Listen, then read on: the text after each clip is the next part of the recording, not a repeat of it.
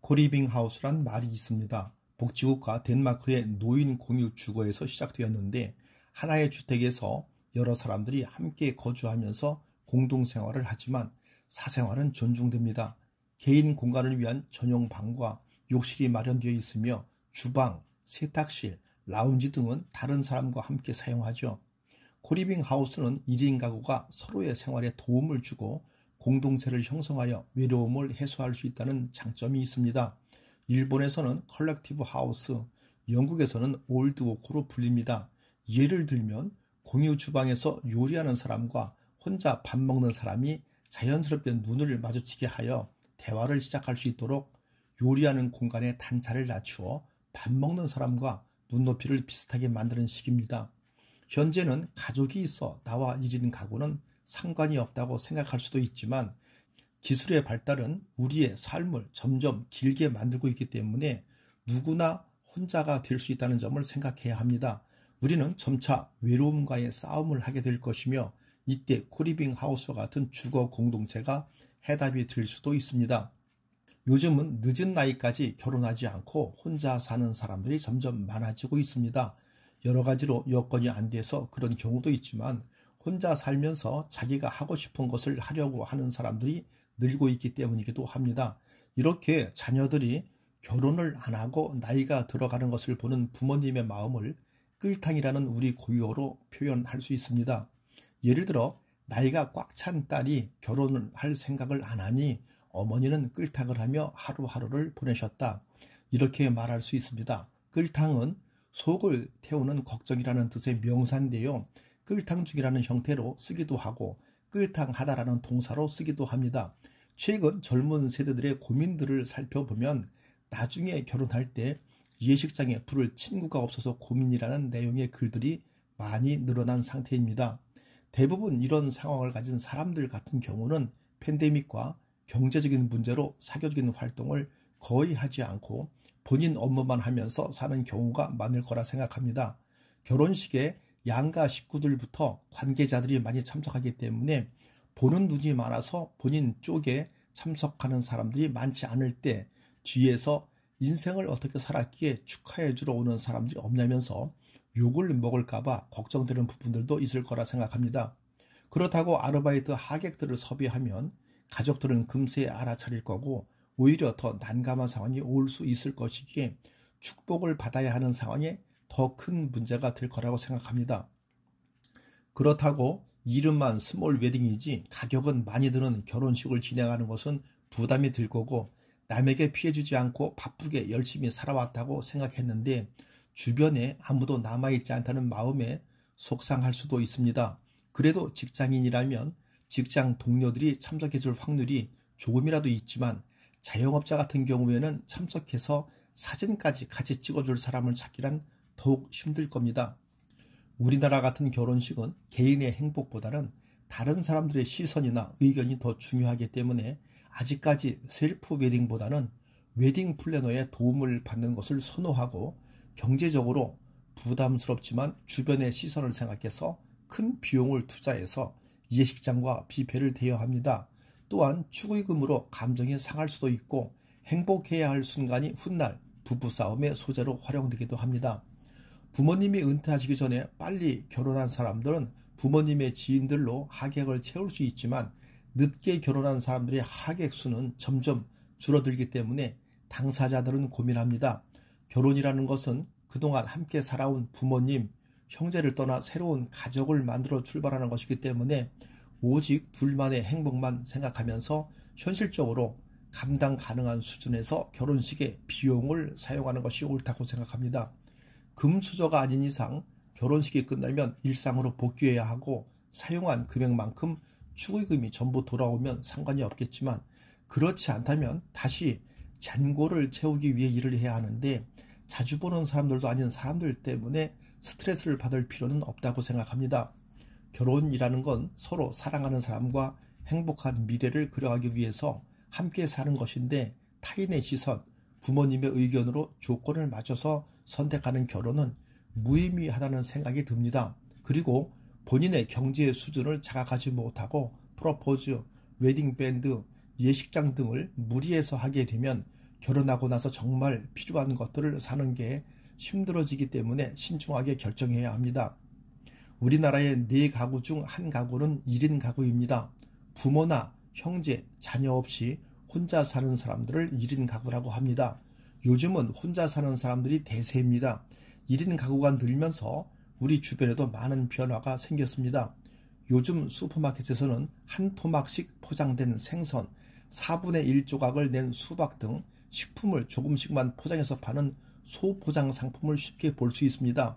예전에는 채소를 사려면 한꺼번에 여러 개를 사야 했습니다. 그런데 혼자 사는 사람들이 이런 제품을 사면 다 먹지 못해 버리게 되는 등 낭비하는 일이 생겨 필요한 만큼만 알뜰하게 먹을 수 있는 소포장 채소가 나온 것입니다. 음식뿐만 아니라 1인용 전기밥솥, 초소형 세탁기 등 혼자 쓰기 편리한 가전제품도 인기입니다. 1인 가구가 많아지는 이유는 무엇일까요? 결혼을 하지 않거나 늦게 하는 사람들이 많아졌기 때문입니다. 예전에는 성년이 되면 서둘러 결혼을 했지만 요즘은 결혼보다는 자신의 일을 마음껏 하길 원합니다. 경제적인 이유도 큽니다. 결혼을 하려면 결혼식도 해야 하고 같이 살 집도 마련해야 합니다. 그런데 젊은 사람들이 직장을 구하기 점점 어려워지고 물가가 오르면서 결혼 비용을 마련하는 것이 힘들어졌습니다. 그러다 보니 자연히 결혼이 늦어지고 혼자 사는 사람들이 늘어나는 겁니다. 젊은 1인 가구뿐만 아니라 노인 1인 가구도 많아졌습니다. 한 나라의 전체 인구에서 할아버지, 할머니들이 차지하는 비율이 높은 것을 고령화라고 합니다. 우리나라는 고령화가 빠르게 진행되는 국가 중 하나입니다.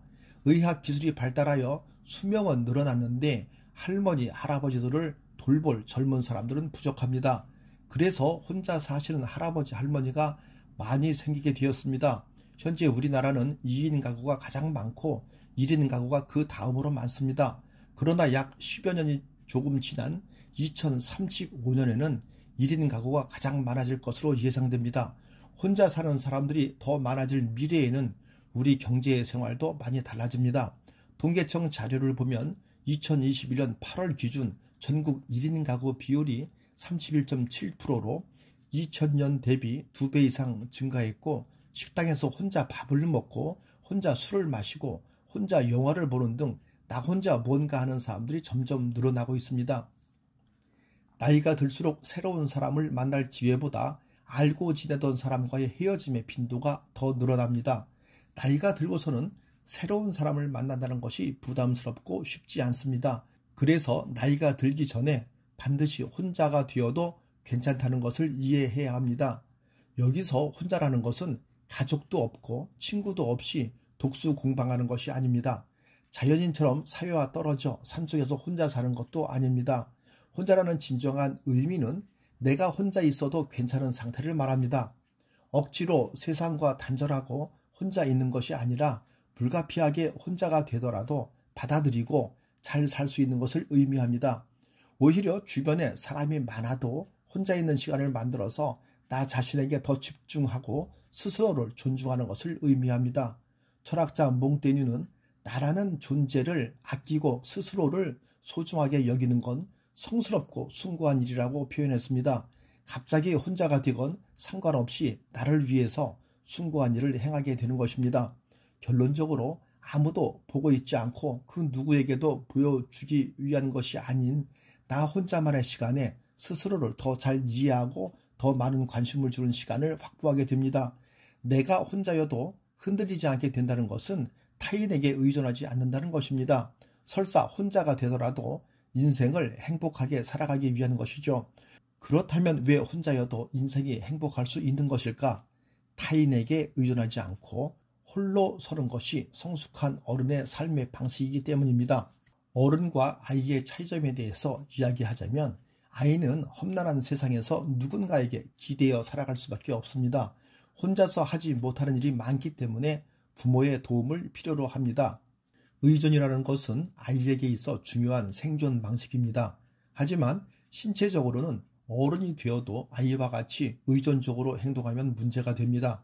학교나 직장에서 자기 주도적으로 해야 하는 일들이 있는데 그런 일들은 자립심을 가지고 주도적으로 행동할 것을 요구합니다. 의존심에는 나는 혼자서 아무것도 해결할 수 없다는 스스로에 대한 불신이 깔려 있습니다. 그래서 외로움이 몰려왔을 때 이런 사람들은 스스로가 극복하지 못한다고 믿기에 친하든 안 친하든 무조건 다른 사람이 필요하다고 생각하게 됩니다. 결론적으로 타인에게 의존하게 되어 스스로의 시간을 즐기지 못하게 됩니다. 내가 성숙하고 어른이 되어야 비로소 세상에 나 혼자여도 괜찮기 때문입니다. 내가 성숙한 어른이 되면 비로소 좋은 관계를 맺기 위한 시작점이 됩니다. 좋은 관계의 조건은 서로가 독립적이어야 합니다. 서로 의존하고 집착하는 관계는 건강하지 못합니다. 설사 상대방에게 미움받더라도 나의 솔직한 모습을 있는 그대로 드러내면서 서로 이해하고 존중하는 관계를 형성하는 것입니다. 이렇게 되기 위해서는 내가 나 자신을 잘 알아야 합니다. 그래서 구체적으로 내가 어떠한 상황에 놓여 있는지 정확히 파악해야 합니다. 내가 나 자신에 대한 이해도를 계속해서 높이는 작업을 해야 합니다. 내가 성숙하지 못한 행동을 했구나라는 깨달음만으로도 다음에는 다르게 행동해야겠다라는 생각들로 이어지게 되고 문제를 해결하는 사고로 전향이 됩니다. 외로움, 두려움 같은 감정에 직면했을 때 시야가 좁아지고 나의 능력을 모두 발휘하지 못하게 될 수 있습니다. 나를 이해하기 위해서 가장 좋은 것은 무엇일까 고민해 보아야 합니다. 나 자신을 만나는 글쓰기를 해야 하는 것은 너무 좋은 생각입니다. 생각나는 대로 아무거나 써보는 프리라이팅이라는 글쓰기 방식이 있습니다. 아티스트 웨이라는 책에서는 매일 새벽마다 일어나서 온전히 머릿속에 생각나는 것을 그대로 글로 옮기는 모닝 페이지라는 프리라이팅 방법을 소개하고 있는데 예를 들어 매일 아침 머릿속에 떠오르는 의식의 흐름을 그대로 적는 것입니다. 내가 지금 쓰고 있는 글이 좋거나 싫다는 평가나 판단을 하지 않는 것이 핵심 규칙이고 이런 글들로 스스로를 더 정확하게 볼 수 있습니다. 우리는 글을 통해서 마음에서 일어나는 일들을 나 자신에게 전달할 수 있습니다. 그래서 나에게 글을 쓰는 건 내가 나 자신에게 어떤 생각을 하고 있는지를 스스로에게 전달하는 행동입니다. 프리라이팅 외에도 일기를 쓰거나 내가 지금 생각하고 있는 것들을 소재로 글을 써보는 것도 좋습니다. 혼자 사는 사람들의 증가는 사회적인 변화를 가져왔습니다. 가족 구조의 변화와 일자리의 다양성으로 인해서 혼자 사는 사람들의 수가 증가하였으며 이는 가족 관계와 사회적 연결성에 영향을 미치고 있습니다. 이전에는 다양한 세대가 한 집에 함께 생활하는 가족 구조가 주를 이루었지만 현재는 개인주의적인 생활이 강조되는 경향이 있습니다. 이로 인해 가족 간의 상호 의존성이 줄어들고 혼자 사는 사람들은 자신의 삶을 독립적으로 관리하고 결정하는 데 더 많은 자유를 가지게 되었습니다. 하지만 동시에 가족과 사회적인 지지체계에 대한 필요성도 줄어들었기 때문에 혼자 사는 사람들은 사회적인 고립과 외로움을 경험할 수도 있습니다. 혼자 사는 사람들의 증가는 경제적인 영향을 가져왔습니다. 독립적인 생활을 하는 혼자 사는 사람들은 자신의 가계를 단독으로 관리해야 합니다. 이는 개인의 경제적인 책임과 부담을 증가시킬 수 있습니다. 혼자 사는 사람들은 전체 가구의 유지 보수 비용을 혼자 부담해야 하기 때문에 주거비용, 생활비, 보험료 등의 경제적인 부담이 늘어날 수도 있습니다. 또한 가구당 소비가 증가하면서 소비 패턴도 변화하고 있습니다. 혼자 사는 사람들은 작은 규모의 주거 공간을 선호하며 식사나 여가 활동에 투자하는 비율이 늘어나고 있습니다. 이는 부동산 시장과 소비 패턴에도 영향을 미치고 있으며 혼자 사는 사람들을 위한 서비스 및 상품 수요도 증가하고 있습니다. 혼자 사는 사람들의 증가는 심리적인 영향을 끼치고 있습니다.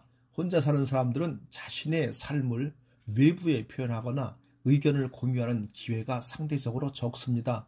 이로 인해 혼자 사는 사람들은 감정적인 지지와 대화의 부족, 외로움, 우울증 등의 심리적인 어려움을 경험할 수 있습니다. 또한 혼자 사는 사람들은 사회적 비교나 경쟁과 같은 외부적인 요소로부터의 압력이 상대적으로 적기 때문에 자아개발과 독립적인 생활을 추구하는 경향이 있습니다.